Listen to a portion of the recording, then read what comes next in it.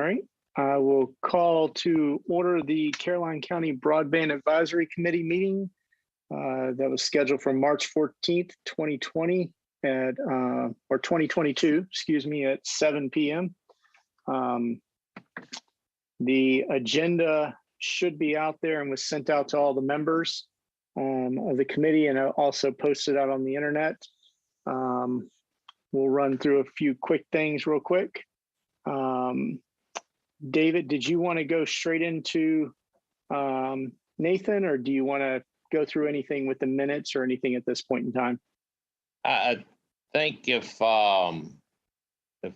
we can just do them under reports and old business after Mr. Daugherty's finished. So okay, that'll work. If you want to take it away, David. All right. So this evening we have Nathan Daugherty from Comcast in. He's the government affairs liaison, I guess. Nathan, is that correct?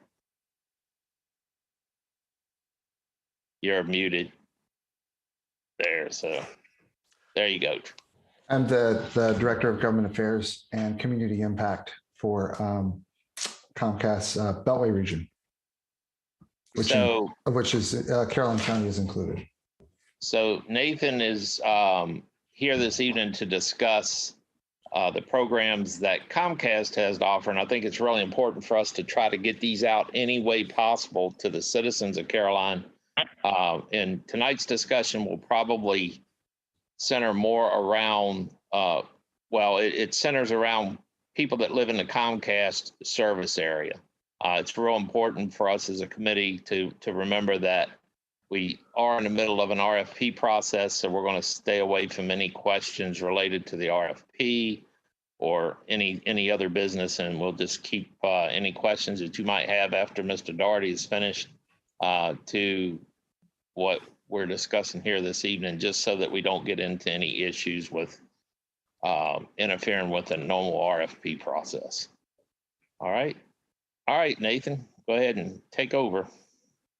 Thank you, David, for the kind introduction, and thank you to everyone on the Caroline County Broadband Advisory Committee for the opportunity to speak with you this evening about some of Comcast programs that are designed in a nutshell to help bridge the digital divide here in Virginia. I think many of us have heard that term about the digital divide, and probably we've heard it more in the recent past than we had historically. And that's really part of our current moment in terms of trying to get as many folks connected to broadband, to the digital world as possible. And so what I'd like to do this evening with you is talk about some of the details of one of Comcast's most prominent programs to help bridge the digital divide. And then also, in addition, discuss how Comcast is applying the federal government's Affordable Connectivity Program. Some folks know that as the ACP for the benefit of families across the Commonwealth and certainly in Caroline County as well. So first, I think I'll start by giving a little bit of background about the digital divide and some of the causes that we have seen at Comcast as to the reasons behind there being a digital divide. And these are historically, these have been some causes that have been quite consistent. The number one barrier to broadband adoption has been a complex mix of digital literacy skills and a lack of perceived need or interest in having the internet in your home. A second barrier has been hardware related in terms of a lack of an internet capable computer. And then a third has been the cost of a monthly internet subscription. And so for the past 10 years, Comcast has been working to address these barriers through our Internet Essentials program, which you may have heard about during that time. We have a creatively and appropriately named website related to Internet Essentials, internetessentials.com, that has a lot of information and updates about how Comcast is affecting that program for the benefit of those in Virginia. As David mentioned, the Internet Essentials program is designed for those who are within the Comcast footprint, and it's as such, we're setting it up as a comprehensive, as a holistic. It's a research-based program that is really designed to address each one of those barriers that I mentioned head on. And I think what I'll do then is, if I can get my technology to work, I'll start sharing some of my slides here.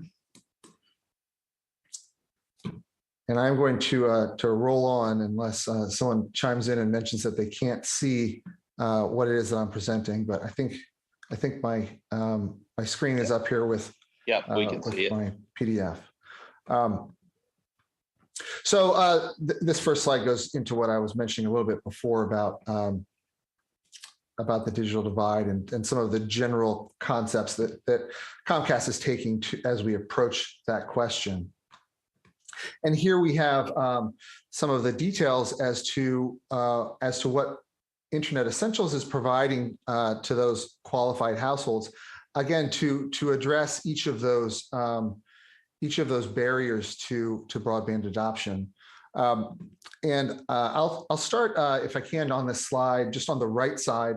I know that's a little bit backwards, but the first piece that I don't think is worth omitting or not highlighting is the digital skills training, the digital literacy components that Internet Essentials provides.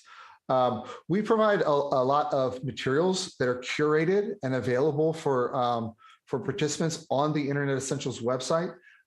These include materials that are designed for those who may have never been online before.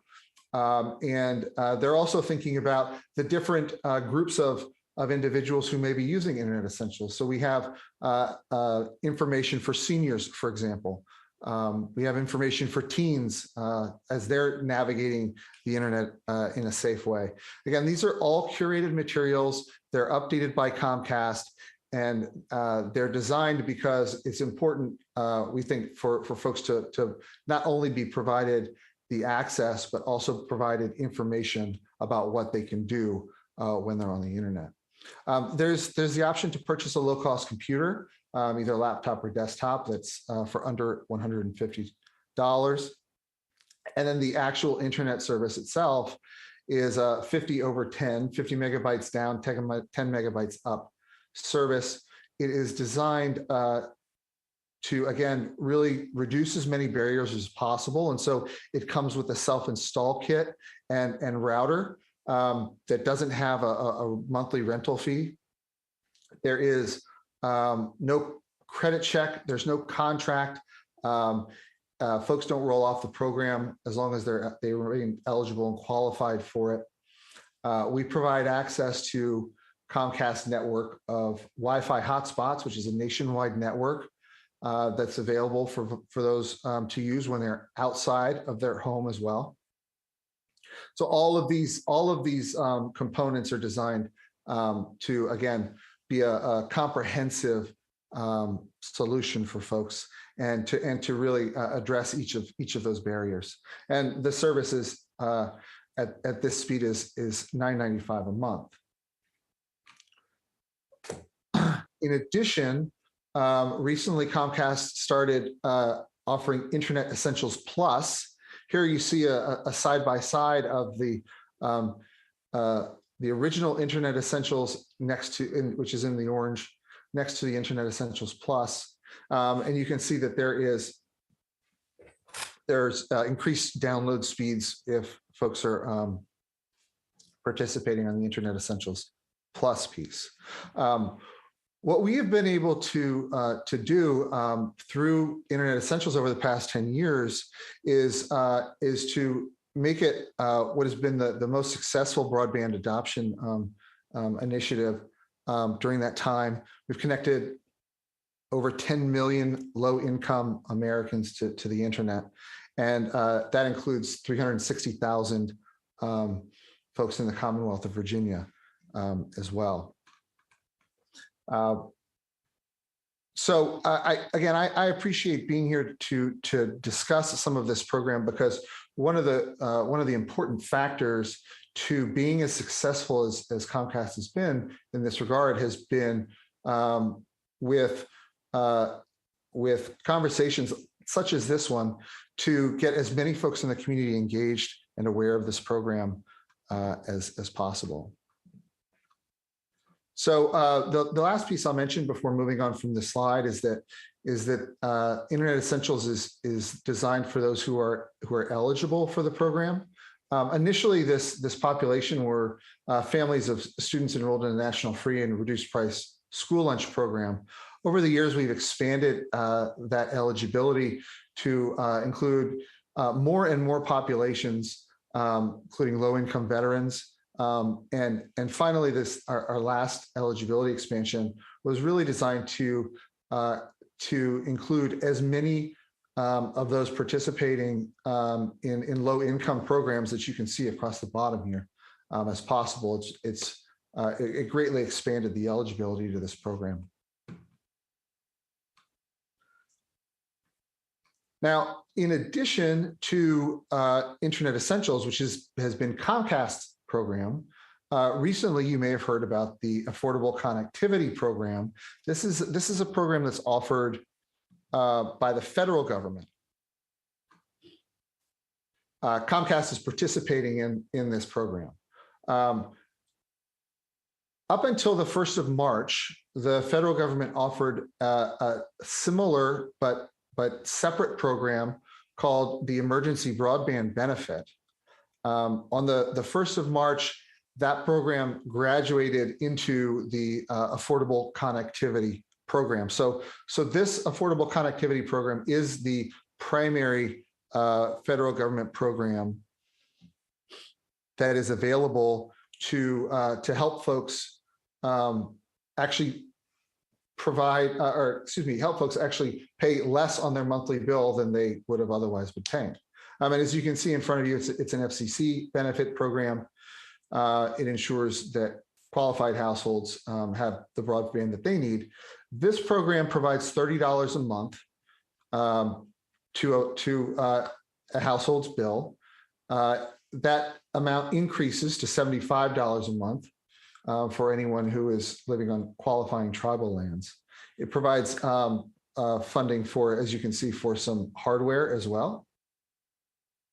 And it also follows a certain set of eligibility criteria because it is designed to provide this benefit to low-income households. So you can see on the right side of this screen that there are qualifying a bunch of qualifying programs that are listed here.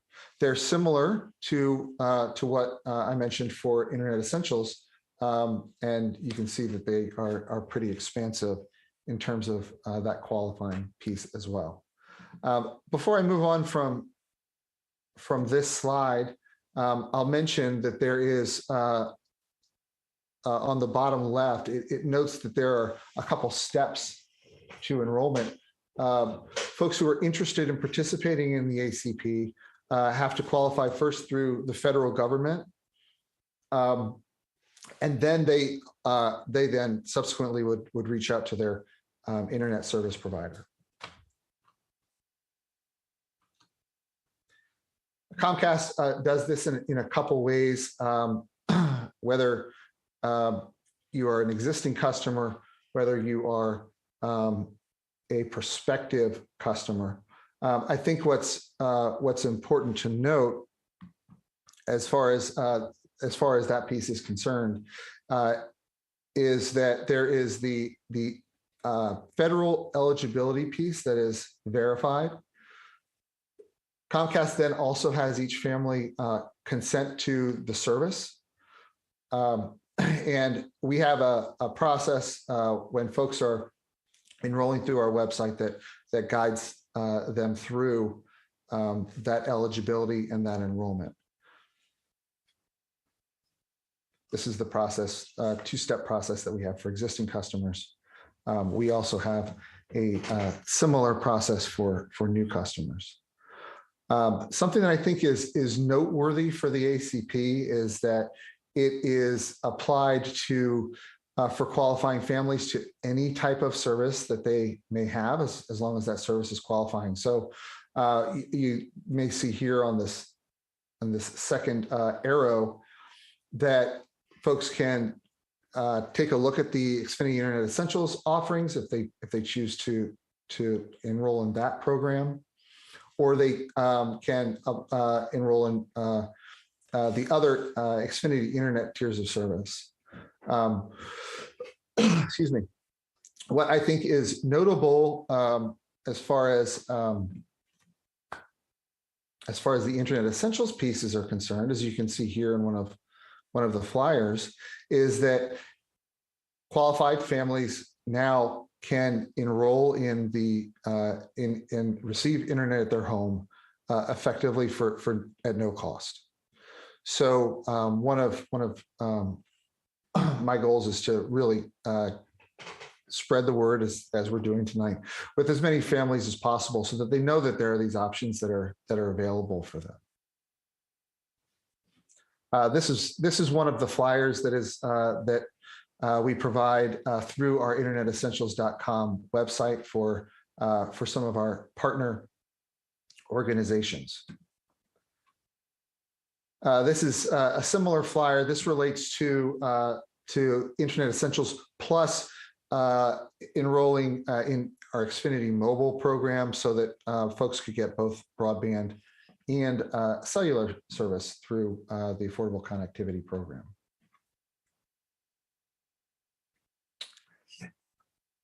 There's a lot more to it in terms of any individual steps that folks may go through. Comcast has worked on our processes so that all of our team is aware of the different steps that various residents may have to go through when they reach out to us.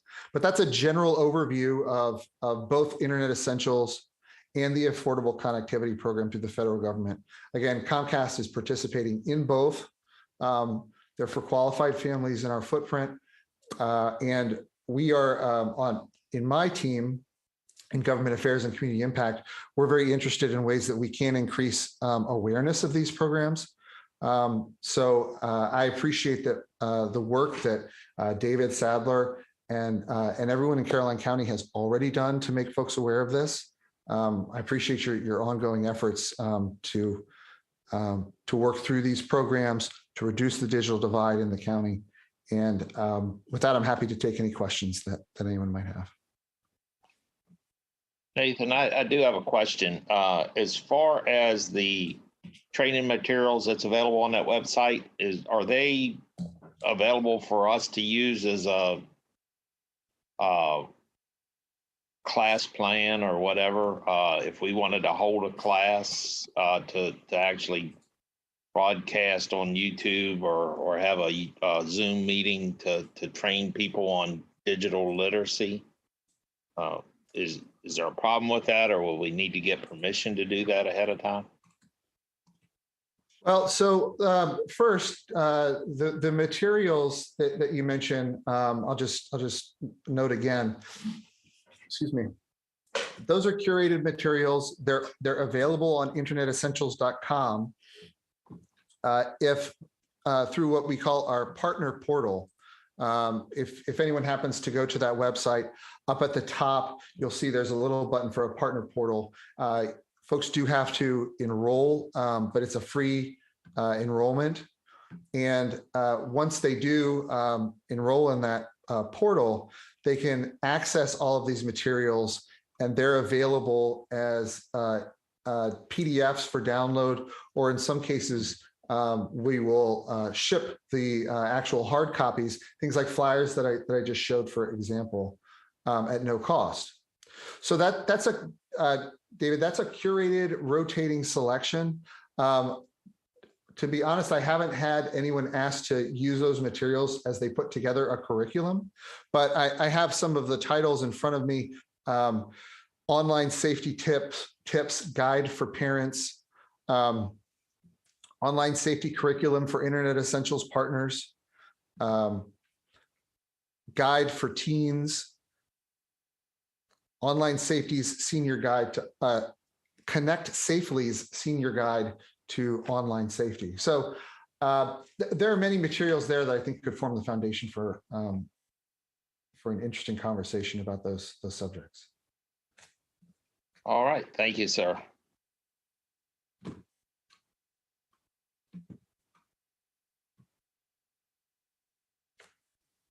All right, does anyone else have any questions as far as the presentation that we just saw?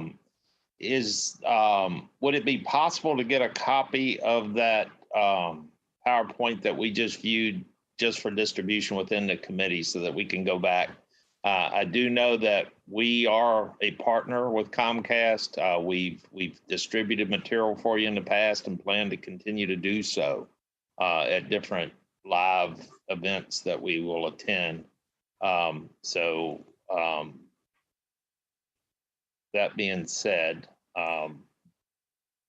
David, yes, that would be fine. And I'll also take this opportunity to mention that the website, the internetessentials.com website, actually has a very informative and I believe useful FAQ section. And it's broken up into several different categories, including if you are a resident who is trying to enroll directly. It answers a lot of questions that folks may have when they're doing it on their own. Comcast also has introduced in the past couple of years our Internet Essentials Partnership Program, which is a means by which some school systems, nonprofit organizations, and the like, if they choose, can have been able to actually pay for the Internet Essentials monthly service. And so if there are folks interested in partnering with Comcast in that regard, there's an FAQ there as well.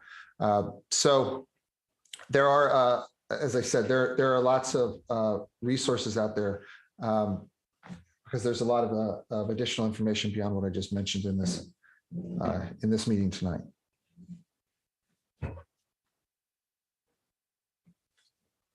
all right, does anyone else have any questions for Nathan before we move on to the rest of the meeting? No, I just wanted to say thank you for coming and presenting that. That's some good information, and it's good to get it out to the community. And this is a good forum for us to actually broadcast that out very easily and reach a lot of people at one time. So thank you for coming and presenting that. Certainly, and if anyone on this committee has any ideas for how to, even beyond what we've done today, increase awareness, please feel free to reach out to me or David, who can also reach out to me as well. And I'm happy to have more conversations about getting more folks connected in Caroline County.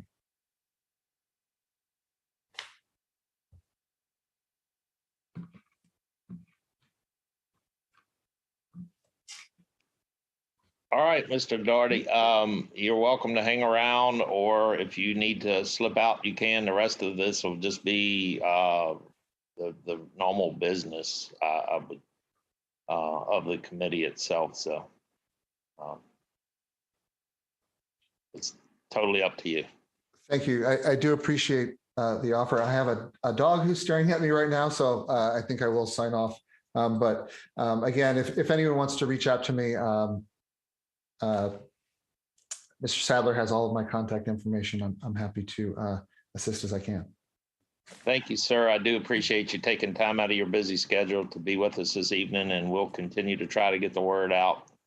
We do have some areas that I feel can really benefit from this program, so we'll do our best to try to get that to the people that can make good use of it. All right. Thank you very much. I hope everyone has a very nice evening.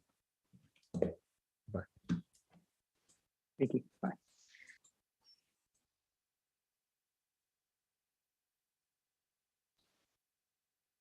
All right, we will move over to our agenda. David, did you want to share out the agenda or share out your screen so that way we can pull up the minutes in the agenda, or?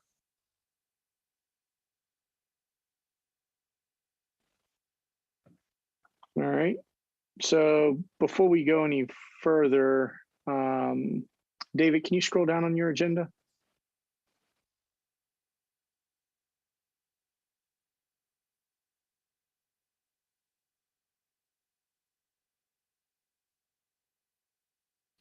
Should be able to, but let me see. For some reason, it doesn't look like I have that option. Oh, there it is.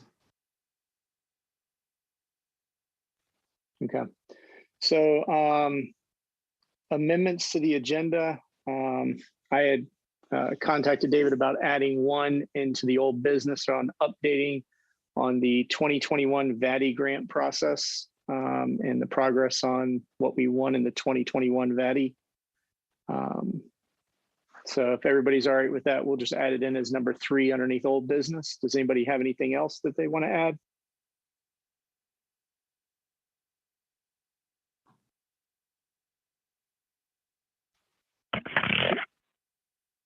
Hearing no additions or subtractions, we will accept the minutes as they stand with the amendment to it. David, do you want to go ahead and go over the minutes of February 14th, 2022, so that way we can go ahead and adopt those? Yeah, it was a very short meeting, so we didn't have a lot of minutes in there, but we held a regular meeting on February the 14th via Zoom. We have the participants that were there in the minutes. We discussed the railroad crossing projects and advised the committee that no further action from this committee will be necessary as far as keeping that project moving. We also discussed the RFP 2022-204, and we updated the group on that RFP. We advised that that we have performed an actual ride to make changes on to the addresses to make the information as accurate as possible in the RFP. We also discussed timelines in the process for questions from interested parties. We also discussed the possibility of an informal meeting or an informational meeting. Under new business, we introduced Stefan Levesque to the group, and Stefan gave a brief bio. Then we reported that the next meeting would be tonight at 7 p.m. via Zoom, and then we adjourned. I move that we adopt the minutes as read. All right. Do we have a second? AG, I'll second it. Perfect. All in favor of accepting the February minutes as read, say aye. Aye. Aye. Opposed, same sign. All right, they're accepted. So we'll now proceed into old business. Do you want to update us on the railroad crossings, David? Yes, we did receive some more drawings back from Public Works that involved the elevation drawings. Before, we were pretty much a flat drawing with locations. We've received the elevation drawings, and we've sent them to some parties just to look them over to make sure they're correct before we move on. So that's still moving along and hopefully making progress. Okay. We'll go over RFP updates now. So as you guys heard in the minutes from the last meeting, we mentioned that there's a possibility that we may have an informational meeting. We did have a Zoom meeting, informational Zoom meeting on last Friday. Jason was there just to answer any questions that contractors would have about the process, to make sure that everyone that I've communicated with that's emailed any questions received that invitation, as well as the notice went up on our website and on the state site. So we did have several interested parties attend that meeting and ask questions, and hopefully we answered them to keep the process going, because we are now under 4 weeks for that, the remaining time to respond to the RFP.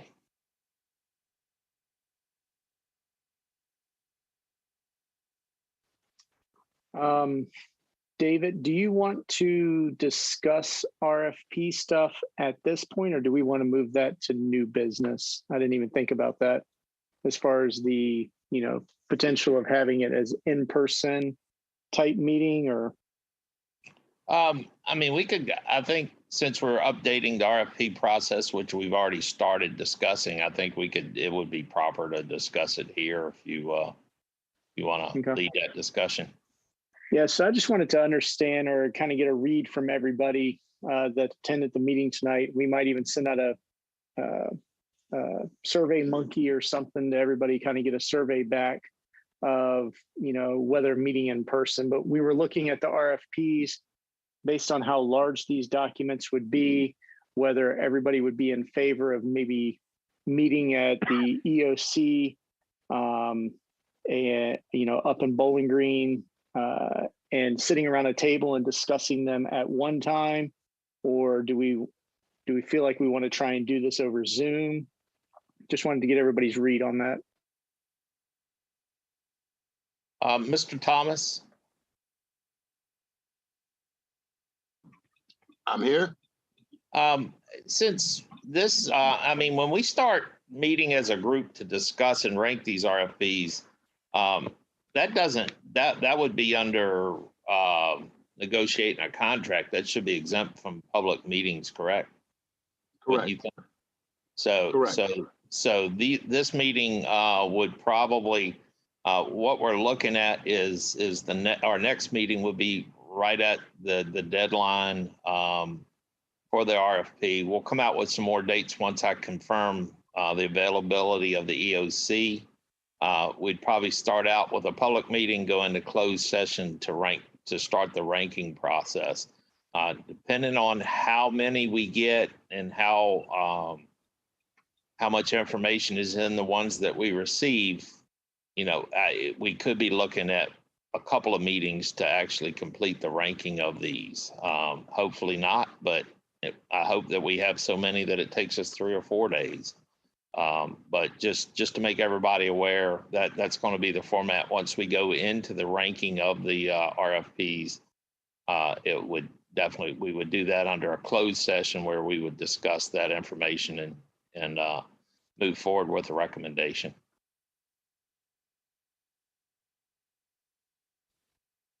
Okay.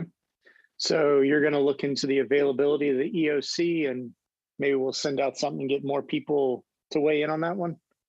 Yeah. So what I'll do is check the final date for RFP submission and coordinate that and go a day or two after that, just in case we have to have multiple meetings.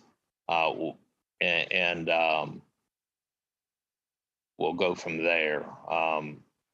That being said, do we probably need to go ahead and set the next meeting date, as we adjourn tonight, but I'll do my best to try to come up with an estimated date, and we can set that and change it if necessary. Okay. Perfect. Thank you, sir. Anybody have any other questions or comments on the RFP process and what's going on with that?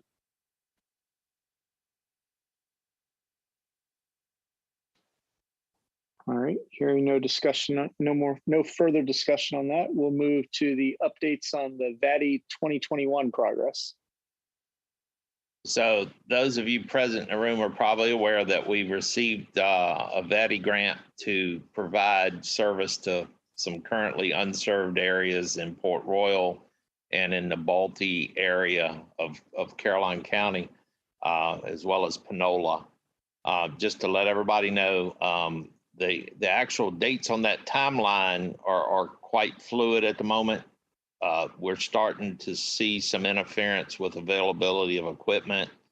However, a lot of the equipment and materials is already on hand. There's just some parts that they're having difficulty getting. So for that reason, we want to try to avoid hard dates. Just in general, later on this summer, they intend to start the sales process in the Port Royal side of the project. And that way, and then follow that up with in the Balti later on this year. But the project right now is still, by having two separate projects, they were able to move around the availability of certain parts. Certain parts are on back order.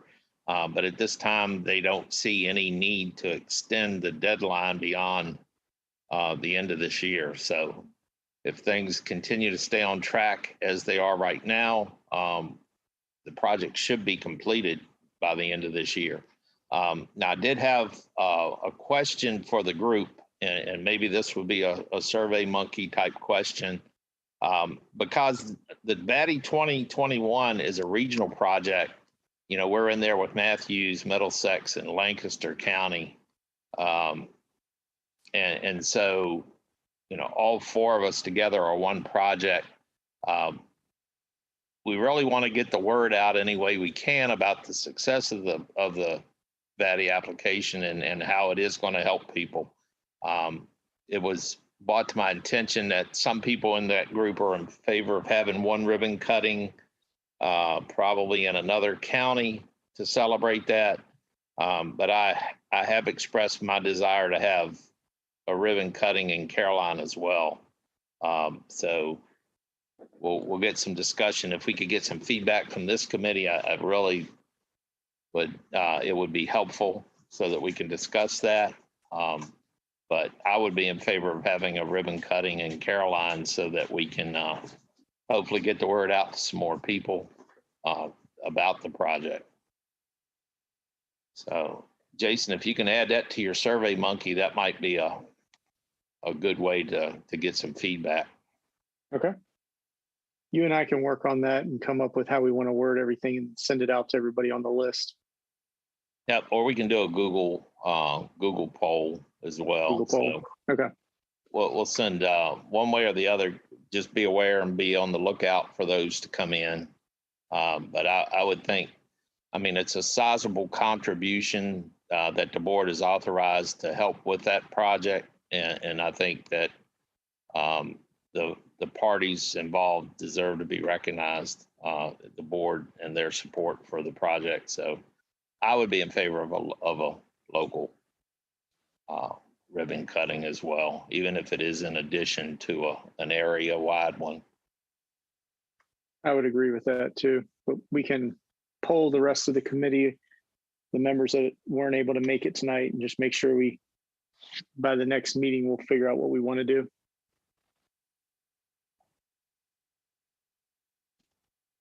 All right. Any questions or any more discussion around the 2021 Vatti progress?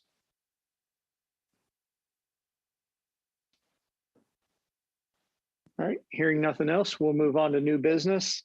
We have a lot on the new business tonight, and that is, we'll start with the first thing, which is updates to the Caroline County website. So it's been brought to my attention that we kind of need to have a more concise format for information to the public, as far as the support from the board, as well as the actions that have been taken to try to expand broadband in Caroline. The entire Caroline County website will be reworked here within the next couple of months. And so it is my intention to try to work in that rebuild process, an enhanced version of the broadband section that we have on the website now. One of the things, of course, would be the availability of that concise history of the effort to expand broadband in Caroline, with dates and other pertinent information, as well as the availability of our meeting minutes and agenda, and any other information that might be interesting. So now I will tell you that my German Shepherd gets jealous if I'm on the computer. So he has the tendency to come stick his face right in the middle of my keyboard. So if suddenly I get disconnected, just know it's not me jumping out of the meeting. But we do want to try to bring that website up and use the website as a good source of communication to the public. So we're working on several things. We've also discussed website related. We're running into issues being able to develop a database that is website searchable. We've taken a couple stabs at it. It does appear that our website may be limited as to its ability. But since that is a Vatti 2021 with one partner being BreezeLine, I've talked with them and their web development people. It's possible that we can get them to do a searchable database for the project, so people would be able to put their address in and give them a rough estimate of where the project is and their time frame. So we're working on that, but if all goes well, hopefully this thing 2021 will be finished up later this year.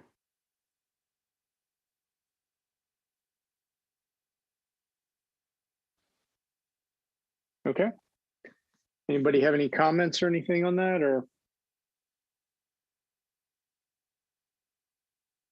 All right. The only other thing we've got left on the new business is the next meeting, or let me just make sure that nobody hasn't thought it, or if anybody has thought of anything that they want to add to the new business. Does anybody have anything? I do, if it's possible. I know some people have gotten exposure to Starlink, and if anybody knows anything about that, maybe they could share it.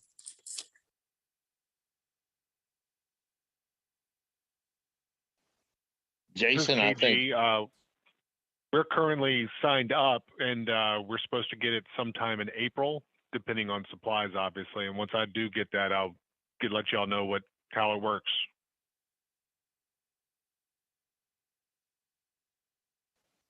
the county currently also just today received an evaluation copy, so we can do some testing and then eventually put it into service, servicing some badly needed government facilities. So hopefully within the next week or so, we'll have that up. Jason Barlow, you probably have the most experience with working Starlinks of anyone in here. Did you want to bring the team up to speed on that? I can. So last month I received a version 2 of the round dish and set that up here in Frog Level out in the middle of the field. Was getting around 285 megabytes per second down and about 30 megs up. I then moved that to my house, which is in a wooded area. Now, granted, right now is not the best time because all the leaves are off the trees, but I was able to secure about, with no dropouts, about 150 megs, give or take. Now the speeds will vary depending on where you are, how many satellites you're hitting. Currently at my location, I'm hitting anywhere from 4 to 8 satellites at a time. I have since put a mount up on my roof, and that's where Dishy's permanent location will be. I did have to use the app. There's an app that you can download on your phone, either Android or iOS, that will allow you to look at the visibility and any obstructions in your area. So that way it'll help you plan where you need to point the dish, and the dish automatically takes care of itself. As far as aligning it, that's the reason you do not need a professional installation. It actually uses the location, the geolocation of the dish to actually orient itself to the proper location. In our area, it is around, I think when I measured it, it's around 30 degrees off the horizon of the north, facing north. And like I said, the dish will orient itself automatically to there, so you don't have to have it professionally installed or anything like that. So getting good speeds. I've been following up on a lot of bulletin boards and a lot of Reddits and a lot of channels talking about new things that Starlink is offering. But so far, I'm very happy with it. And what the committee, as our group, we came up with our strategic plan. This would fall on one of our last options of our strategic plan. But in the absence of having a full Vatti grant to bring broadband to the county, if you do have the availability to sign up for this, this would be something that could potentially hold people over until we can get the Vatti grant approved and get full broadband fiber to the premise of everybody's house.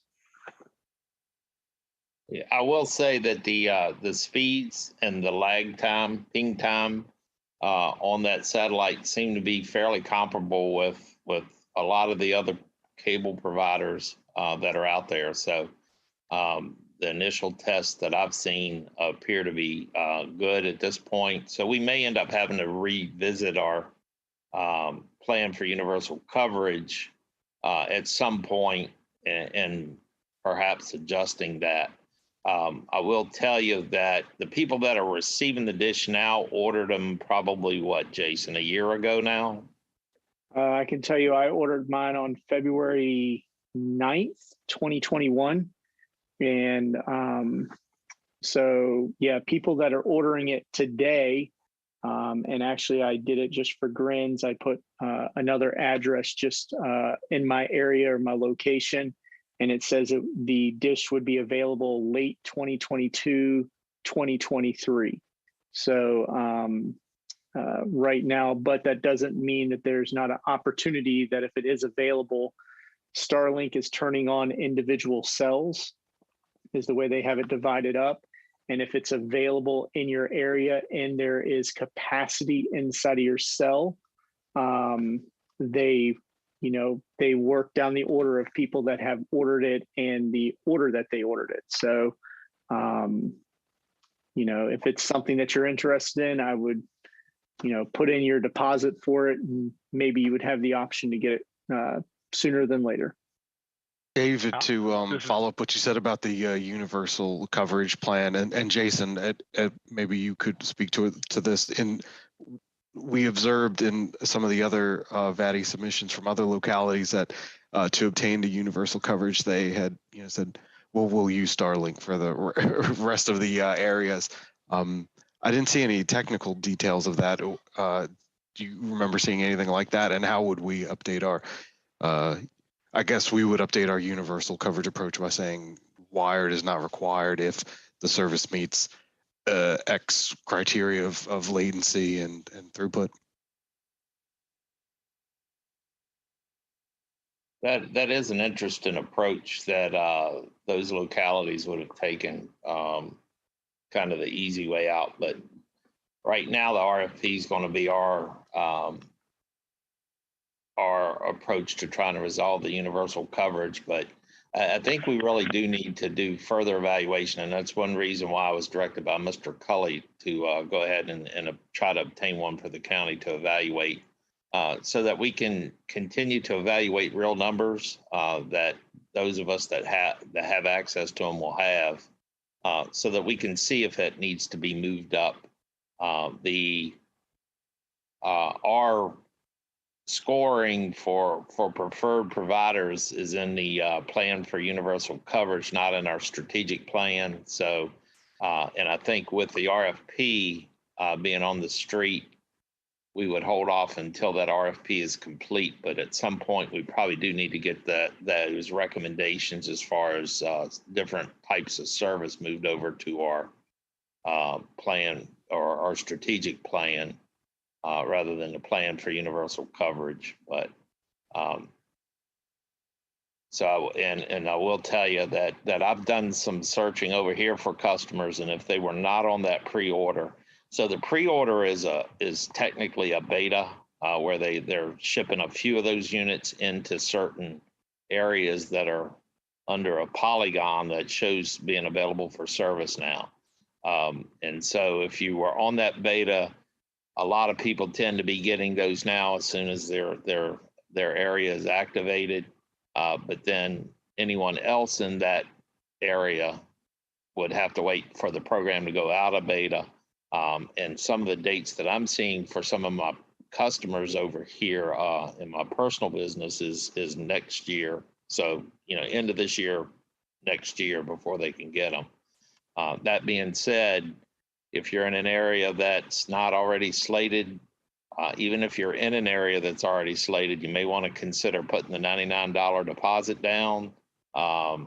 They do charge you a $99 deposit when you place the order. The remaining cost of the dish itself is not charged to you until it ships. And so if you placed an order now, put your deposit down, and then saw that, for example, broadband is coming quicker than we had anticipated, you could always just cancel the order prior to shipment and get a refund. So that $99 deposit is refundable. Currently, as much as we know about it, is that it is $99 per month. Pretty much there are no data caps, and the speeds and the quality of the connection appear to be good. I've got access to some people that have them down in Petersburg, for example, and they are streaming HD and 4K TV programs over that dish, which would not have been possible over any of the other fixed satellite services. So it is far different than the geosynchronous orbit satellite services that are out there now, because these satellites are closer to the Earth and have multiple points that they connect back to download data. They've overcome a lot of the challenges as far as delays and lag time, and the service appears to be strong. So we'll continue to evaluate those and possibly relook at our plan for universal coverage list that we have and make some adjustments to that. Mr. Thomas, did we answer your question that you had? That's exactly what I wanted us to say, because Starlink is an option that is probably quicker to obtain than this year's Vatti grant, should we win. Well, this is KG. I'll say I also put down the $99 for Starlink on February 9th. I think that might have been the first day, and I still don't have mine. So anyone that may not have done it and is hearing about it now is probably going to be at least a year or two before they can get it, because from what I understand, Starlink is putting out units just in certain areas because they don't want to have over congestion in some areas. That's why a lot of people who live in cities will not be able to get Starlink. They're not going to put it in a congested city environment. Right, that's true. I recall Jason being an early adopter, or trying to be an early adopter, and as soon as he discovered it, the committee sent out a blast to several people who had said they wanted it, and I'm hoping those people at least signed up for it last year this time. One thing I would caution everyone is, if you are on that list and you have a date, an estimated date for shipping the dish, if you go on that date and it shows your location being, for example, the end of your driveway, but not where your house is, do not move that. It says update or correct your location. If you change that location, you'll be dropped out of the list back to the bottom of the list, and you'd be looking at, next year with the rest. So if you have ordered it and you have placed your deposit, don't make any changes to the location where the service will be. Otherwise, it'll throw you out of the system. Yeah, David, do you mind if I share my screen real quick just to show some people some places where they might be able to get some information that would be really interesting information for them? No, go ahead. You should be able to share it.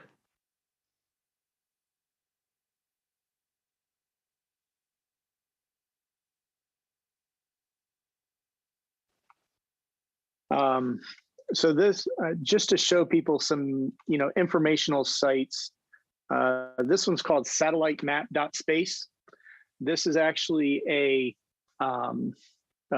live, semi-live view of where the Starlink satellites are around the world. And as you can tell, there are a lot of them.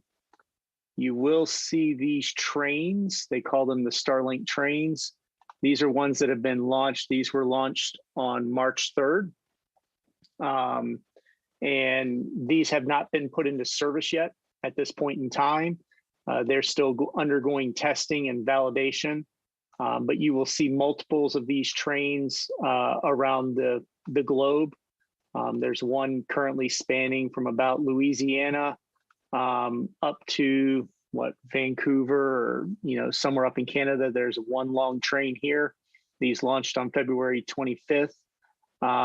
There are a lot of informational stuff that you can get out of this as far as what version of dishes or what version of satellites they are. And you can click on all these different ones. They'll tell you when they actually launched up into space, how high up in the atmosphere they are. These are low Earth orbit satellites. And this is another one that I watch on a regular basis. They've actually already updated this again since I loaded this not too long ago, 31 minutes ago. So they've actually uploaded the satellite data. But you can see based on my location, what satellites are currently inside of my dish's view. And it also tells you what the ground stations are that are currently connected. So at this point, I can see that I'm connected to this dish, and I'm currently hitting off of a ground station up in Connecticut at this point in time. But this is a relatively live view. This one is called Starlink.sx. Everybody has availability to this. You can set your home location here as far as you can bring up weather. And that is something that I'm currently undergoing evaluation on. The big storm that we had on Saturday, obviously I was not up at 5 o'clock in the morning when it came rolling through. So I couldn't evaluate my speeds during that high wind and everything else. But as far as during the snow that we had, I had full internet, never had a blip out during that snowstorm, which was very interesting and fun to watch. But you can see without the satellite moving, it actually picked up a different one here, which is actually hitting off of Columbus, Ohio at this point in time, that ground station. And the dish will move which ones it has access to or what ground stations. So this is kind of a neat little thing. You can actually zoom out, zoom around the map and see. David, I know if we look back at one of our previous videos or our conversations about a year ago or back, I believe, last June, the number of circles that were flying over Caroline County were next to none. It would be like one every couple hours. And now you can look at the number of circles, covering the different globes and, all the globe that we're on and all the different countries and continents. It's just amazing to see how that data is out there. The last one that I also follow quite heavily is this spacelaunchschedule.com. You can see here where SpaceX is launching sometimes 1 to 2 a week, and it'll tell you their payload, when they're launching. You can actually sign up for notifications to know, get notified so that way you can watch them live either on YouTube or on the SpaceX channel. I would highly recommend people to watch it because of the technology as far as the rockets landing themselves back down to Earth, reusing them, and that's how they're able to push them up so quickly. So just some interesting websites that I follow to keep up with the SpaceX information and how things are going as far as being able to get the satellites up to space and how it's covering the globe at this point.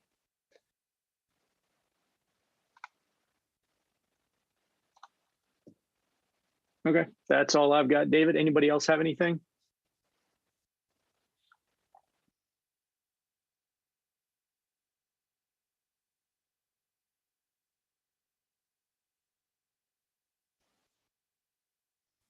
Jason, as far as discussion of the next meeting, It looks like the second Monday would be April 11th. I'll have to see how that times out. I think that may be the day that all the RFPs are due, so we may end up moving that. But I guess what we could do is tentatively set it for April the 11th and adjust as necessary.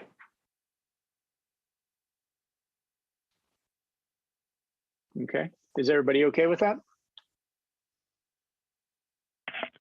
Fine with me.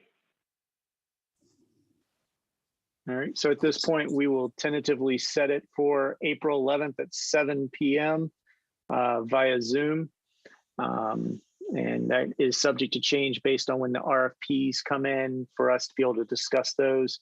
If that does line up with the date, then we might push it and then even push the meeting to, if people can make it in person, that would be good to discuss them, but we will send out a survey around that.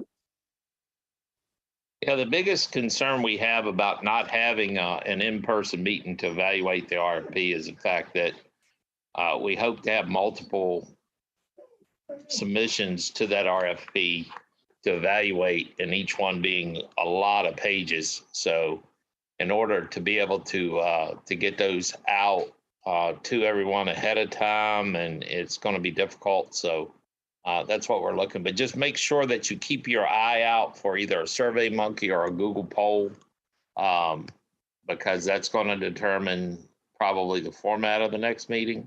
And then once we determine that, then we'll have to work that with availability of the facility to hold the meeting. But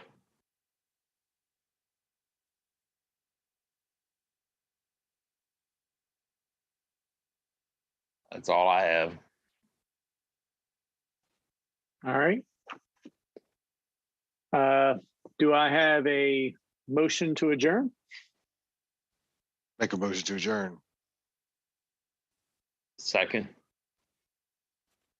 All right. All in favor of adjourning the meeting, say aye. Aye. Aye.